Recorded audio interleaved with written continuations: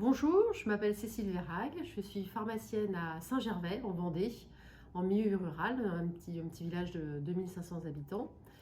Je fais partie des URPS depuis leur création, donc ça fait 10 ans que j'en fais partie.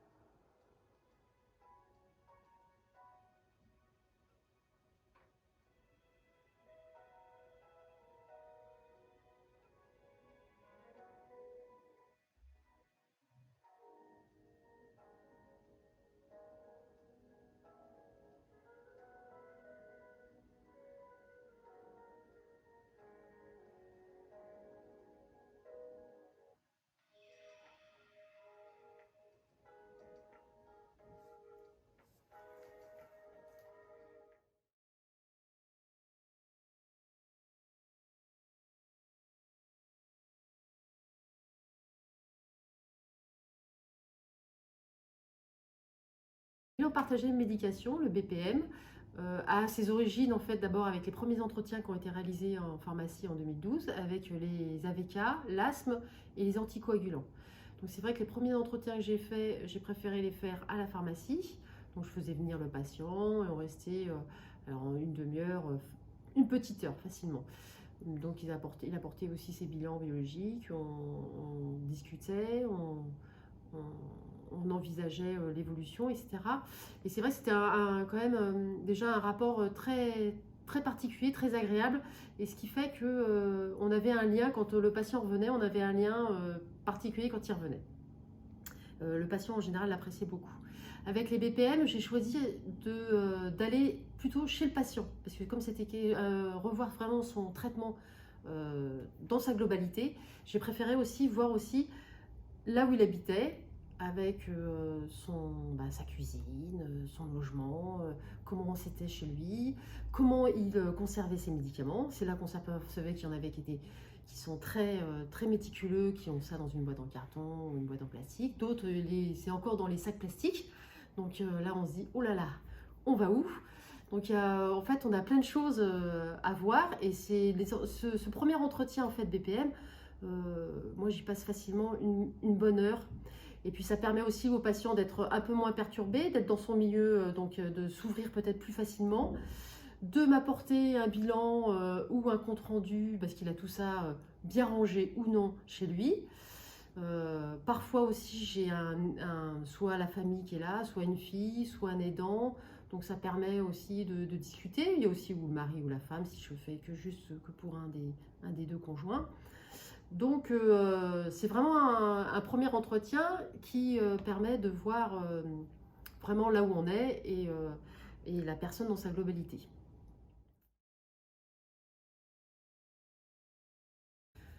La dénutrition du patient âgé va forcément interférer sur la prise de ses médicaments et sur l'absorption et l'effet du médicament au long terme. Donc du coup, le bilan partagé médication a d'autant plus de valeur pour ces patients-là.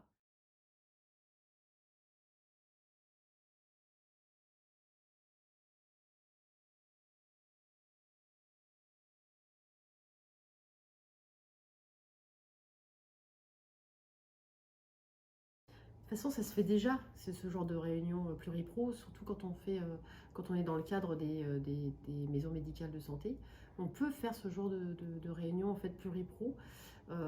Et oui, et c'est vrai que ça fait progresser autour du patient, parce que chacun apporte son ressenti sur le patient, le côté infirmier, le côté médecin, le côté pharmacien. Et donc, les infirmiers vont voir plus le patient au niveau du domicile, le médecin va le voir aussi au niveau du domicile autrement, il va se confier au médecin d'une certaine façon à l'infirmière, et nous aussi en pharmacie, on peut aussi avoir les aidants, les parents, les enfants, les conjoints qui viennent, et on a aussi un autre aspect. Donc tout ça, c'est intéressant de le mettre autour d'une table et d'en discuter. Ça peut des fois prendre juste 15 à 20 minutes, une demi-heure grand maximum, mais ça fait avancer. Et de toute façon, c'est ce qu'on tend maintenant, le pluripro fait il faut qu'on avance dans ce sens-là, quoi. Mm.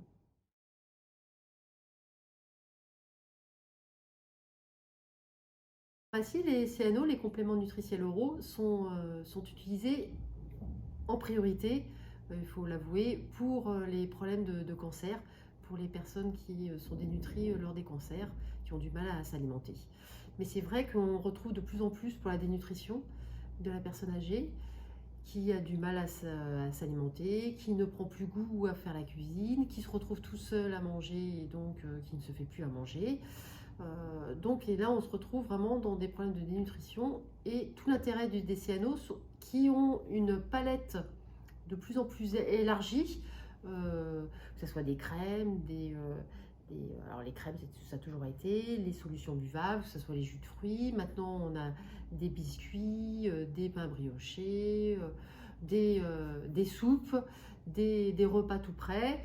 Donc on a une palette en fait à proposer aux patients qui fait qu'il peut que trouver son intérêt, la texture, le goût, pour, euh, pour pouvoir s'alimenter plus correctement.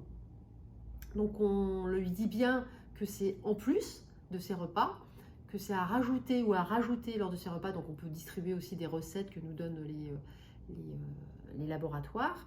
On peut distribuer aussi des échantillons pour qu'ils goûtent au départ.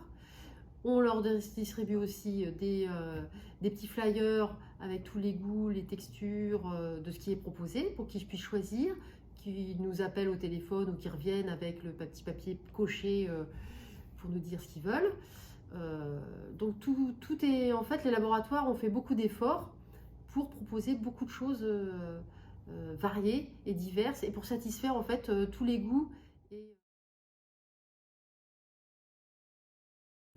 Alors forcément pour les patients qu'on a ensemble avec les infirmiers, qui interviennent souvent en fait, soit au niveau des piliers, quand ils interviennent au niveau du domicile du patient, on a forcément des liens et on a des échanges au niveau des CNO, parce que les infirmiers savent bien quand ils emmènent les CNO ou quand ils sont devant, le patient va bien leur dire au domicile, va être plus franche, leur dire bon ben voilà, moi j'aime pas ce goût-là, moi je le mets dans l'évier, je le prends pas, et il y en a toute une pile dans le garage. Enfin bref, il y a toutes les situations possibles et imaginables qui fait qu'on a forcément un lien, qu'on en discute. Et là, qu'on a un échange, qu'ils font le lien aussi entre le patient et nous, puisqu'ils vont quotidiennement chez le patient. Donc, ils connaissent bien plus leurs habitudes que nous. Alors, depuis 2019, les CNO ne sont prescrits par les médecins que pour une durée maximale de 1 mois, au tout départ, avec le pharmacien donc, qui délivre pour 10 jours maximum. Et à la fin de ces 10 jours, on réévalue l'observance de la prise des CNO. Donc on réévalue au comptoir, savoir si ils les ont pris déjà, quel goût ils ont préféré, s'ils sont revenus au bout de 15 jours ou au bout d'un mois ou 2 mois. Donc là, on voit parfaitement si c'est pris régulièrement ou si c'est pris de façon totalement aléatoire. Parce que, alors c'est là qu'il faut qu'on voit si c'est parce que les goûts, ça leur plaît pas, si la texture, si le fait de prendre aussi quelque chose en plus, s'ils n'ont pas l'habitude. Donc il faut voir avec eux s'il faut comment adapter aussi la prise de ces CNO au quotidien.